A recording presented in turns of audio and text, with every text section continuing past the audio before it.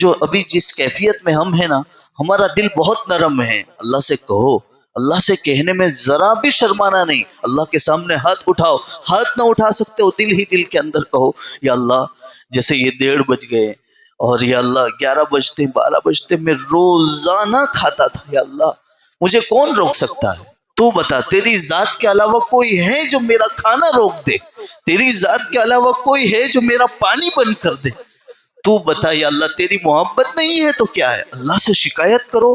ہم زبان سے سنتے نہیں، کوئی نہیں آتڈی نو کگڑا ہوتا نے تو پھاپا پڑی جائے، نہیں بولتے ہیں؟ ہماری آتڈی نہیں کگلتی. یہ اندر سے چوں چوں کی آواز جو آ رہی وہ کیا ہے؟ اثر کے وقت تک تو وینٹیلیشن کی حالت ہو جاتی. یہ تو ابھی ٹھنڈی کے موسم چل رہا ہے، اس لیے تھوڑی تھوڑی اور گرمی ہو جس کا کام سب.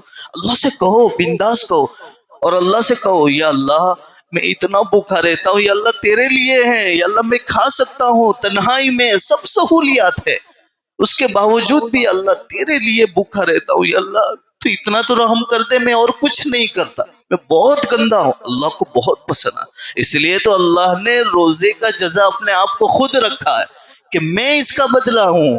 اور آپ دیکھو اللہ کی قسم، اللہ کو بہت رحم آتا ہے. اللہ سے کہو یا اللہ میں روزہ اس لیے رکھتا ہوں کہ تیری رضامندی حاصل ہو جائے. یا اللہ تو دیکھتا نہیں جتنی گندگی ہے وہ بھی اللہ کو بولو. یا اللہ تجھے معلوم نہیں رمضان کے علاوہ میں مسجد میں دکھتا ہوں؟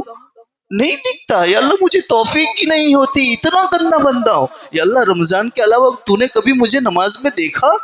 نہیں دیکھا. یا اللہ تو نے توفیق دی تو رمضان میں آ گیا، تو نے توفیق دی تو دیگر نمازوں میں آ گیا، تو نے توفیق دی تو میں قرآن کریم پڑھ رہا ہوں.